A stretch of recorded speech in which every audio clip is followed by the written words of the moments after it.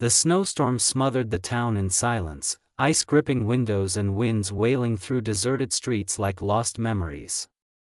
In a flickering diner at the town's edge, James Whittaker, a man with weathered hands and a stained apron, wiped down empty tables.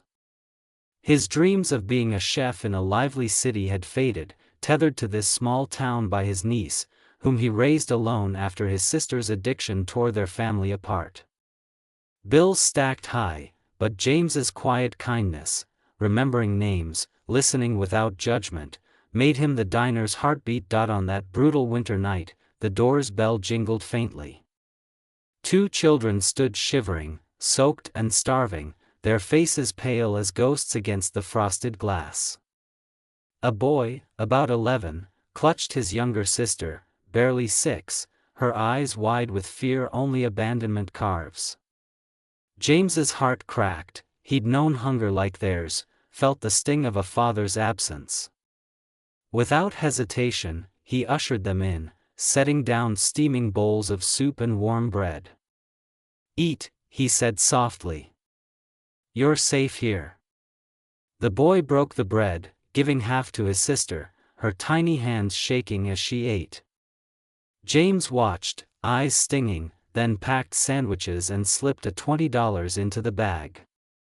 "Come back anytime," he told them. They never did. He waited, glancing at the door for days, but they vanished, their faces etched in his mind, haunting, yet hopeful. Years rolled on. James bought the struggling diner, renaming it Whittaker's Haven. It became more than a restaurant, a shelter in storms, a kitchen for the hungry, a beacon of dignity.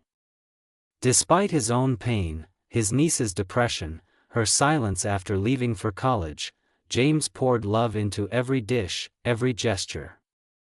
He wrote her letters, hoping she was okay, his heart heavy but clinging to hope. 22 years later, as dawn broke, a sleek black Rolls-Royce hummed outside the now transformed diner, a warm hotel of healing.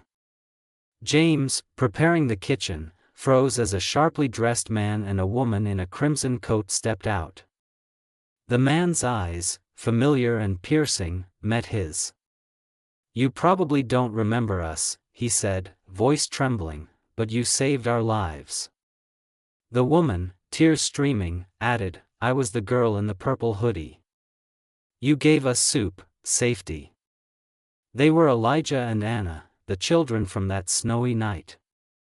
Elijah, now a tech entrepreneur, and Anna, a pediatric surgeon, had built lives of impact, inspired by James's kindness. "We searched for you," Anna said, voice breaking. They handed him keys to the Rolls-Royce, a symbol of gratitude, and a letter. They'd paid off his debts and donated $2 million to expand Whittaker's Haven into a community outreach center. James collapsed into their arms, tears falling like melting snow, as the town cheered, their hearts full, knowing his worth had always shone. That single act of kindness had rippled across decades, proving no gesture of love is ever lost. If this moves you, share a story of kindness in the comments, like this post, and spread hope with someone who needs it. Let's remind the world, compassion always finds its way home.